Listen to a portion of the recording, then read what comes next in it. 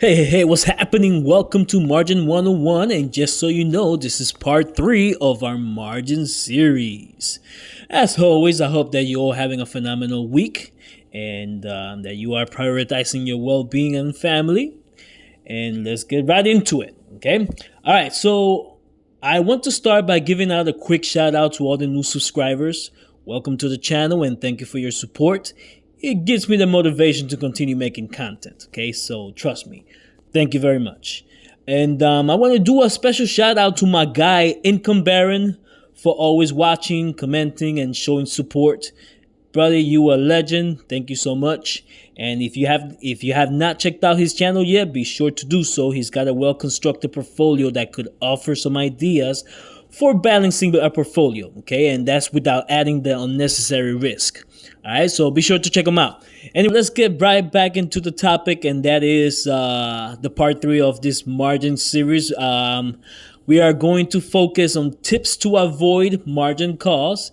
And as a quick reminder before we get started, please note that we don't give financial advice here. This is purely for engagement and entertainment purposes. So make sure that you do your due diligence before diving into any kind of investment out there. Okay? Alrighty. So let's talk about a few practical tips on how to avoid or at least attempt to avoid a margin call. And let's do number 1. We are going to start with know your requirements. We have already covered this in my previous video. Remember that you have your portfolio maintenance requirements and individual security requirements. Make sure you understand them for every security you hold, especially those volatile ones, okay? The more volatile, the more attention it demands. Also, keep an open mind that during market pullbacks, many brokers tend to increase margin maintenance requirements due to high volatility on certain positions. So leave some cash aside as a cushion. All right, which leads me to tip number 2, monitoring your buying power, specifically margin usage. You definitely need to know how much cash you actually own and how much cash or how much of that is actually margin, okay? Remember, your individual cash is part of your equity that you can use as a buffer, but margin isn't, okay? So do not rely on uninvested margin to act as a buffer because it won't, all right? One more time. You cannot rely on your leftover margin to act as a buffer because technically it doesn't belong to us. All right. And I mentioned that in my previous video. All right. So only individual cash can act as a buffer in your account. Okay. So your portfolio market value and your individual cash minus the margin usage is what it actually can be your buffer. Okay. Alrighty. So tip number 3, avoid over leveraging. So just because you can use all your available margin doesn't necessarily mean you should. Okay. Sure, it can, leverage can boost your gains, but it can also multiply your losses.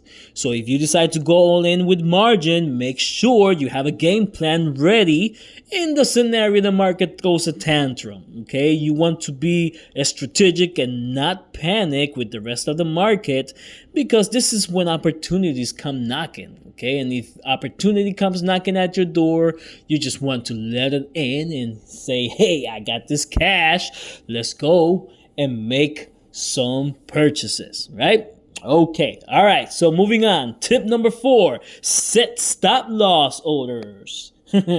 Setting stop loss orders is a very powerful yet often overlooked strategy for protecting your portfolio, especially during market downturns. It allows you to automatically sell your positions if a security begins to decline beyond a certain point. And you know which certain point I'm talking about, right? The margin maintenance threshold. You want to be able to keep your investments or your security above that point. Okay, so this tool is crucial especially for leverage or highly volatile stocks that tend to swing dramatically. Okay, I mean, it can help you avoid a margin call and reduce the risk of forced liquidation by your broker. So instead of having your broker automatically sell off your positions, and often without the regard of your long-term strategy, you retain that control over what to sell, how much to sell, and when to sell it. All right. So at the end of the day, it offers a little bit of peace of mind, especially during market pullbacks, because it allows you to stay focused on your investment while you got market pullbacks. Okay, you don't have to worry about no margin calls, because the stop loss order will trigger if it comes down to that point. Okay. All right, so I know I have not done this before, so I'm going to go do an example so we can set one up, so that way my new beginners know how to set a stop loss order, and they know the difference, because there's two different stop orders. All right, so let me go back. Let's go find our baby, what is it, Misty? Let's go find that baby up, and then we're going to go to trade. We are going to sell. And right up here where it says shares, you want to click that, and we're going to take a look at conditional orders. As you can see, you have limit orders, stop orders, and stop limit orders. Now, here we have to be cautious, because as you can see, there's another option right above it that might look like it does the same thing, but it doesn't quite behave the same way. And I'm talking about the stop order. Okay, that one is just a stop order which triggers a market sell. Okay, meaning it will sell your shares at whatever price the market is offering during the drop. Okay, during the time. In contrast, a stop limit order gives you more control by triggering only the specific price that you set. Okay, now let's do the stop limit order, because this is what I'm talking about. We're going to hit continue here, and here the stop price is basically going to be, so right now Misty's at 1914, right? So my stop price, I'm going to set it for 1850. We're going to hit continue. Limit price is going to be that. Okay, that's what I want to sell it at. So I'm going to set both of them at that price.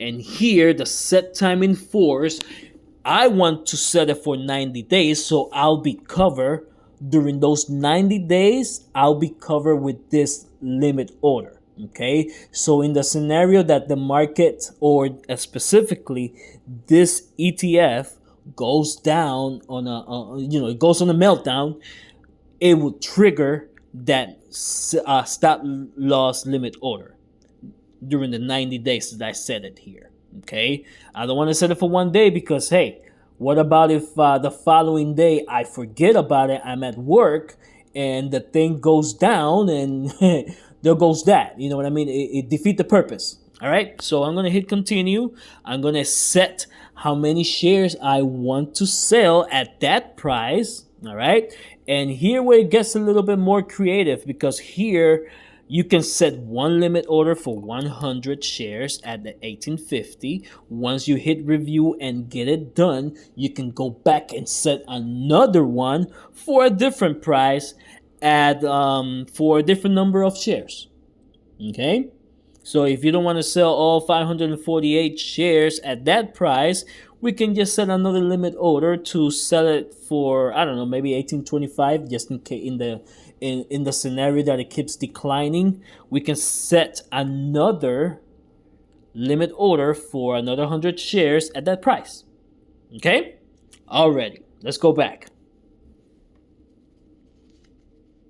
Okay, so as previously mentioned, keep a cash reserve on hand. It helps absorb the sudden increases in margin requirements, as well as unexpected crashes or sell-off. Okay, and what I mean by that is basically, when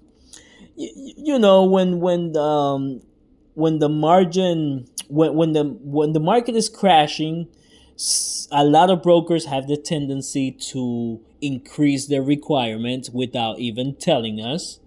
And when that happens, if you're not aware of it, guess what? If you have no individual cash in there, you have no buffer to control that, or not to control it, but to at least protect it, right? So that's the reason why I like keeping individual cash in there. Okay. That liquidity or equity provides that extra support for your portfolio during market turbulence. Okay, so as you may already know, you cannot rely on your uninvested margin balance as a buffer because it does not belong to us. Okay, so only the individual cash can serve us as a real true cushion against market downturns. All right, moving on to the next tip. Ooh, this is a good one. Losing position pile up. Let me see how I'm gonna break this down without losing myself in the process of it. Okay, so when you have a consistently losing position within your portfolio and you're not dollar cost averaging into it, if that position is continuously going down or declining, more of your individual cash buffer is being pulled from that tab. Okay, and the reason why it's doing that is to maintain the margin requirements and avoid a margin call. So because of this, it's important to carefully evaluate whether the position is worth holding, especially if you're not anticipating a recovery in its value soon. Okay, so if you think that it's not going to rebound anytime soon, it becomes a liability in your portfolio. Okay, because is basically what it's doing is just gradually eroding your cushion, your buffer. Okay, so be cautious, especially with these types of underperforming securities in your portfolio, and keep your eyes on them closely. Okay, you want to manage them.